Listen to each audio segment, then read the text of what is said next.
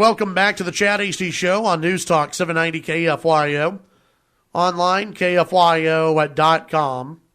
Radio Pup app as well for you to download at KFYO, at Chad Hasty Radio on Twitter. Joining me in studio, Congressman Randy Neugebauer. Hey, Chad, how are you? Doing well. How about yourself? I'm good. I love that pup radio program. I'm able to tune into you guys from just about anywhere I am. Yeah, it works great. It does. It's I always encourage people they're going on spring break next week. Download it, and you can keep up with what's going on here in Lubbock and throughout the U.S. Absolutely, yeah. Well, I appreciate you coming in today. I know you've been here in the district since Tuesday. What all have you been doing? Well, I've met with some ag folks, met with some educators, toured a dialysis facility, trying to kind of talk to people where the government is touching them and kind of find out how that touch feels. And Chad, for a lot of folks I talk to, the touch isn't feeling very good right now. Well, a lot of people out there, I was reading a story earlier about how most Americans, they're still dissatisfied with the federal government.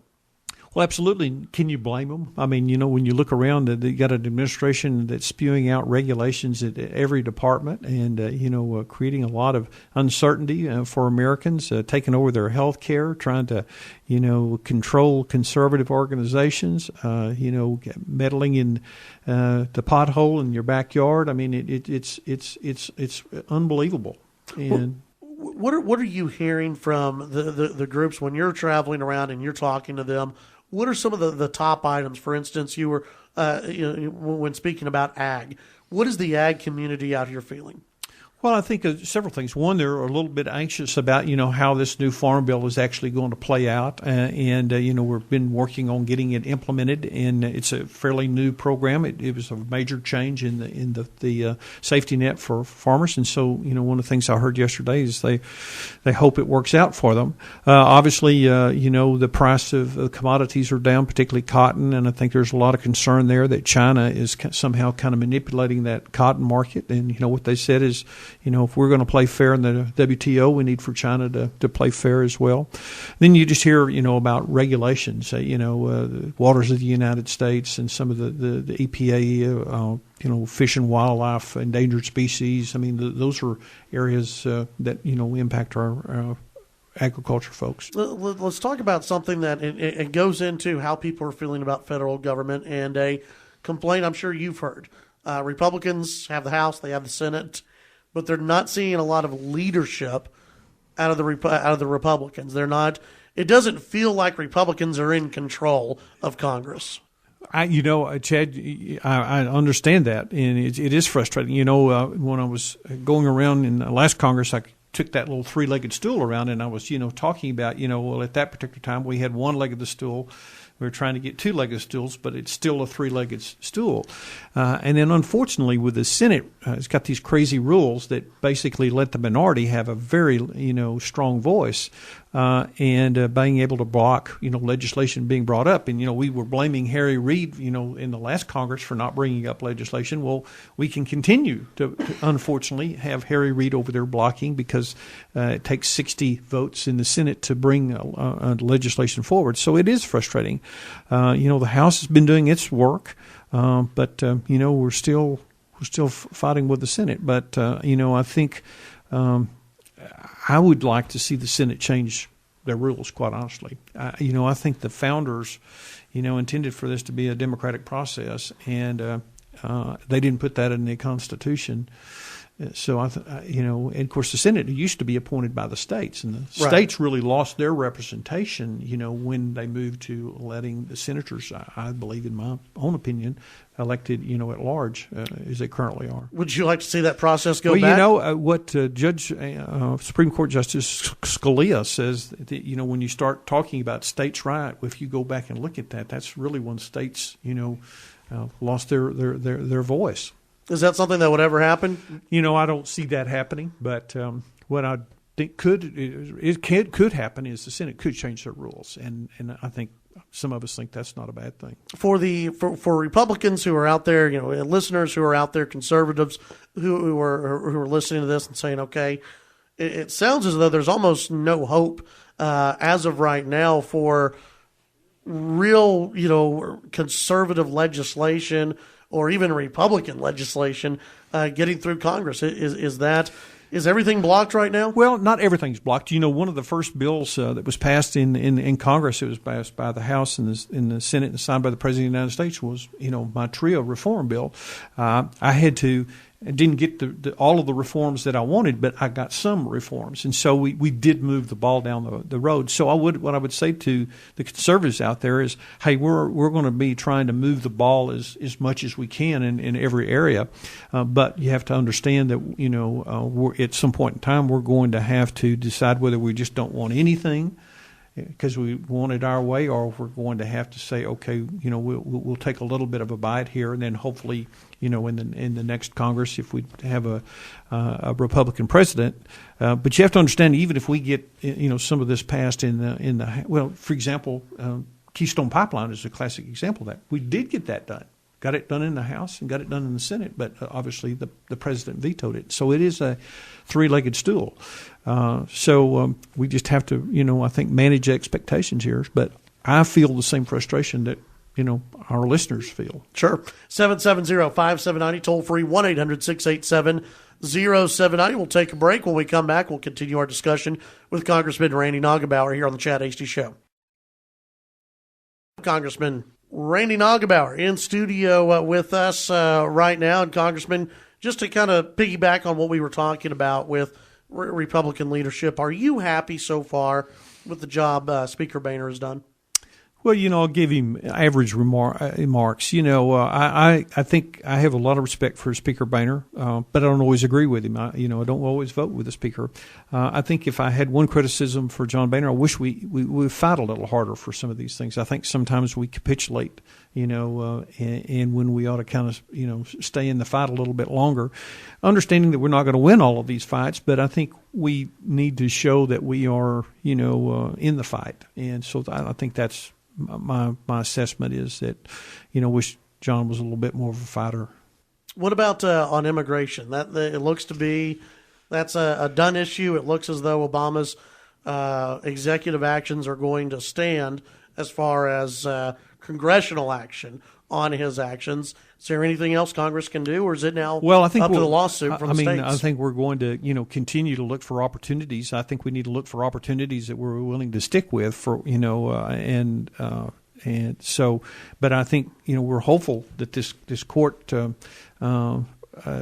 judicial process could help us in a lot of ways here, but I don't think we can capitulate at this particular point in time. I think we need to continue to do that. There'll be bills reintroduced. We're coming up on another appropriation process, and I'm hopeful that we'll maybe come up with a different strategy here. What we need to do, quite honestly, is we need to come up with a strategy we're willing to stick and take it all the way to the end. And we come up with strategies. And if you ask me about Mr. Speaker Boehner, is I wish we'd come up with strategies that we were willing to take, to the end, and not ones that we're willing to ride for a little while and then, say, well, we can't get that done. Let me ask you about something that numerous lawmakers have been criticized for. I know Senator Cornyn has been criticized. You've been criticized for this. And it's been a controversial bill that is going to go for a vote. It could be, first it's voted to end debate, move it to an actual vote. Lawmakers vote on ending the debate, moving it to a floor vote, but then vote against it when it goes on to the floor. Why not vote against it that first time? Yeah, well, one of the things about being in the majority is that you control the Rules Committee, and so the precedent is if you're in the majority and you control the Rules Committee, then you get to control a lot of the debate. So if you vote not to continue debate on those issues, that gives the minority some rights that you don't really necessarily want to allow them to be have. And so I always think when you've got a piece of legislation, that you let the voice of the House speak. And so generally on the rules, when you're in the majority, and we've set the rules for the debate, how much discussion, how many amendments, whether there's going to be limited amendments or unlimited amendments. So I've supported that.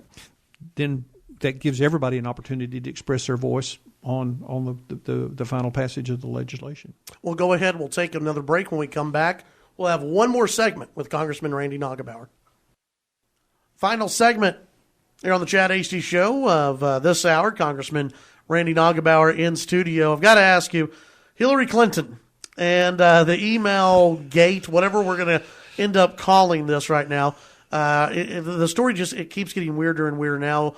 Yesterday, Time Magazine reported that over 30,000 emails were never even read by whoever deleted the emails. What are your thoughts on this whole process, and what can and should Republicans do to try to get access to that private server? Well, I think first we should subpoena it, and I wouldn't be just surprised to see Trey Gowdy, actually issue a subpoena for that. Ask a forensic expert to go in and see if you can retrieve those emails and really see which, because really basically we don't know what's been furnished, and we don't, there's a lot of different issues to this. One, Chad, is from a national security standpoint, how secure was that server? Who was looking into that server? And, we spend a whole lot of money trying to keep our national security servers secure, and so I think from a national security standpoint, what was compromised there. But more importantly is, we've been have this ongoing investigation about the Benghazi issue, and come to find out that we didn't have all of the emails. So I know that Trey Gowdy is also going to begin to look at some of the timelines to see if those match up with emails. So this story is far from over for Secretary Clinton. Do you think, and as of right now, it's been floated out there that there were possible laws that were broken. Do you think there were any possible laws broken? Well, I mean, I think that's going to have to be part of the investigation, and, I know that one of the things that's kind of interesting, the White House is trying to distance themselves a little bit from this, which makes me think they're a little concerned about, I don't know, not only the political ramifications of that, but maybe some other ramifications. So I think it'll take us a little while to sort through that, but certainly it's going to be problematic for Ms. Clinton. Visiting with Congressman Randy Neugebauer, you filed recently a new piece of legislation. I believe it was H.R. 1266. Is that the CFPB bill? Yes. One of the things, if you talk to your community banker around here, we threw this big blanket over the financial markets, trying to punish Wall Street. But unfortunately, Chad, we punished Main Street. And a lot of the regulations and stuff and rules that are coming out are really hurting our community banks. In fact, it's causing a lot of consolidation in that market. We've lost over 1,000 community banks in just the last 4 or 5 years. That's problematic for the 19th District. It's problematic for the country because our community banks make a lot of our small business loans, and they make about 75% of the production agricultural loans in this country. So basically we got this one person, the director of the CFPB, telling American people what kind of financial products that's appropriate for them. I don't think that's a good idea. So what I did is introduce a bill that would allow a 5-person bipartisan commission to be appointed by the president to oversee this organization rather than allowing one person to oversee it. A little accountability. And for the business owner out there, the average person out there, what changes would they notice? Well, what they'll notice is right now, for example, some of the community banks, because some of the rules have quit making mortgage loans in their communities.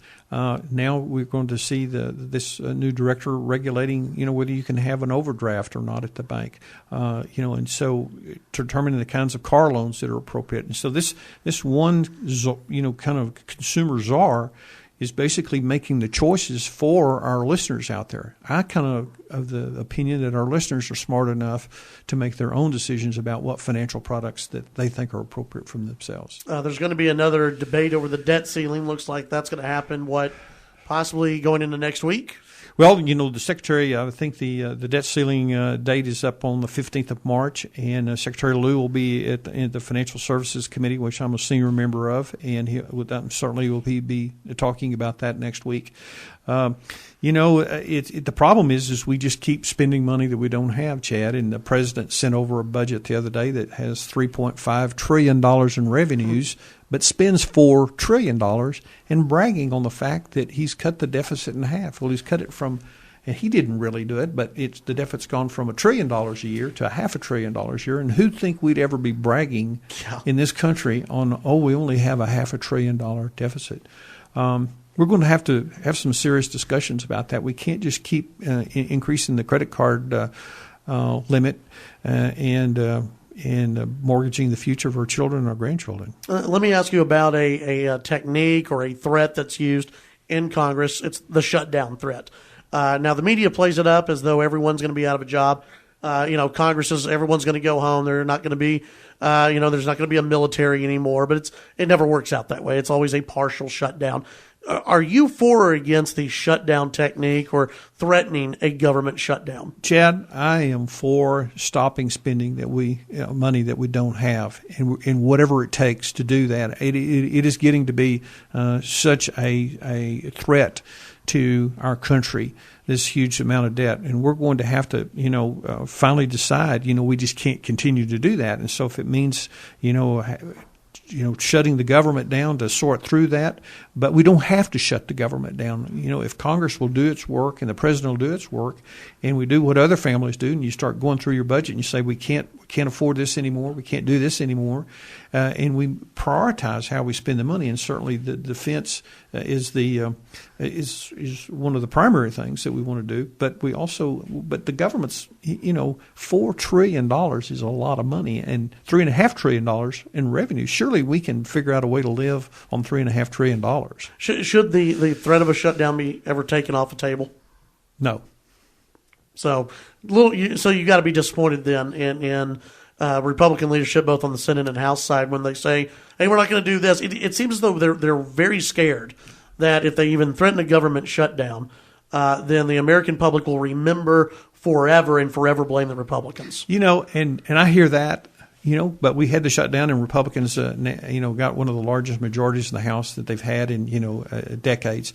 But here's the problem, Chad. We've got to quit worrying about the next election and start worrying about the country.